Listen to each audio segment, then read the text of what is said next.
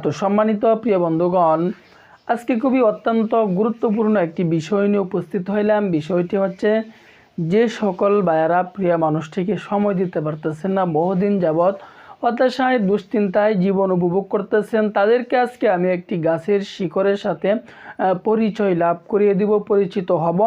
এই গাছের শিকড় যদি আপনি কোমরে, আমি যে নিয়মে আপনাকে বলে দিব, এই নিয়মে যদি আপনি কোমরে ধারণ করতে পারেন, তাহলে ইনশাআল্লাহ যে সকল ভাইয়ারা হতাশায় জীবন কাটাইতেছেন, দুশ্চিন্তায় জীবন কাটাইতেছেন, বয়স বেশি হয়ে যাওয়ার কারণেও দুশ্চিন্তায় পেরেশানি জীবন উপভোগ করতেছেন, অথবা যুবক মানুষ বিভিন্ন লাইনে গিয়ে নিজের জীবন যৌবনকে একদম বরবাদ করে ফেলছেন, ওই সকল ভাইদের জন্য আজকের বিষয়টি, আজকের রেসিপিটি, আজকের এই গাছের শিকড়টি হবে খুবই অত্যন্ত পাওয়ারফুল, জীবন পরিবর্তন হয়ে যাওয়ার।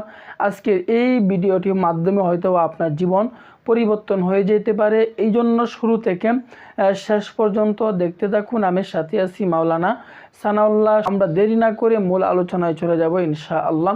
এই গাছটির নাম কি, এই গাছটি পাবো কোথায়, এই গাছটি কিভাবে ব্যবহার করব, এই নিয়ে আমরা বিস্তারিত আলোচনা করব আজকে শুরু থেকে শেষ পর্যন্ত। আবারও বলতেছি, এক সেকেন্ডও স্কিপ না করে শুরু থেকে শেষ পর্যন্ত দেখতে থাকুন। তো সম্মানিত প্রিয় বন্ধুগণ, আমরা পরিচয় হই। এই গাছটির নাম হচ্ছে লজ্জাপতি গাছ। অনেকেই চিনেন, অনেকেই হয়তো বা চিনেন না।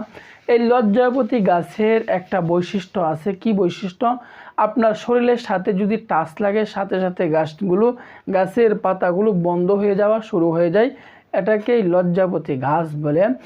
দেখবেন স্টেশনে অথবা ফুটপাতের মধ্যে অনেক মানুষ আপনাদেরকে এই লজ্জাপতি গাছের শিকড় দিয়ে তাকে আপনাদেরকে বোয়া, কিন্তু আসলটা দেয় কিনা, এই জন্য আপনি আজকে নিজে পরীক্ষা করবেন। আপনি নিজে চিনে এটা আপনি নিজে ব্যবহার করবেন, কারো কাছ থেকে আপনাকে নিতে হবে না। এই সবুজ লজ্জাপতি গাছ, আমি বললাম লজ্জাপতি গাছ কিন্তু আপনার দুই ধরনের হয়ে থাকে।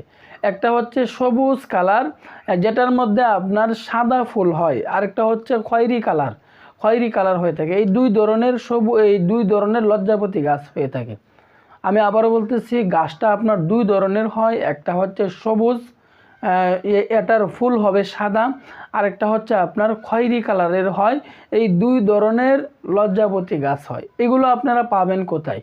অনেক সময় দেখবেন রাস্তার আশেপাশে অথবা বন জঙ্গলে সবচাইতে বেশি পাওয়া যায় এই লজ্জাপতি গাছ। তো আমরা কোন গাছটি নিব? সবুজ লজ্জাপতি গাছটি নিব নাকি খয়েরি কালারের লজ্জাপতি গাছটি নিব? আমাদেরকে কোন গাছটি নিতে হবে? আমাদেরকে নিতে হবে সবুজ লজ্জাপতি, যেটার মধ্যে সাদা ফুল হয়, এটা আমাদেরকে নিতে হবে। এটা আমাদেরকে সংগ্রহ করতে হবে। কিভাবে সংগ্রহ করতে হবে? তো এটা আমরা কিভাবে ব্যবহার করব? সবুজ লজ্জাপতি গাছটাকে শিকড়টাকে আমরা 1 থেকে 1.5 ইঞ্চি শিকড় ওই জায়গা থেকে আমরা কেটে নিয়ে আসব। নিয়ে আসার পর এটাকে তুলে 1 থেকে 1.5 ইঞ্চি শিকড় আমরা নিয়ে আসব। নিয়ে আসার পরে এটাকে ভালো করে ধৌত করে রোদ্রে শুকায়া আমরা একটা মাদুলিতে ভরে আমরা কোমরে ধারণ করব। সুতার মাধ্যমে, তাগির মাধ্যমে আমরা কোমরে ধারণ করব। এইভাবে যদি আমি এই গাছের শিকড় এই নিয়মে কোমরে ধারণ করতে পারি, তাহলে ইনশাআল্লাহ দেখবেন আপনার উপকার হচ্ছে, এবং আপনি অন্য মানুষকেও এটি ব্যবহার করার জন্য উৎসাহিত করবেন। দেরি না করেন আজকে থেকে ট্রাই করা শুরু করে দেন। দেরি করবেন তো মিস করবেন।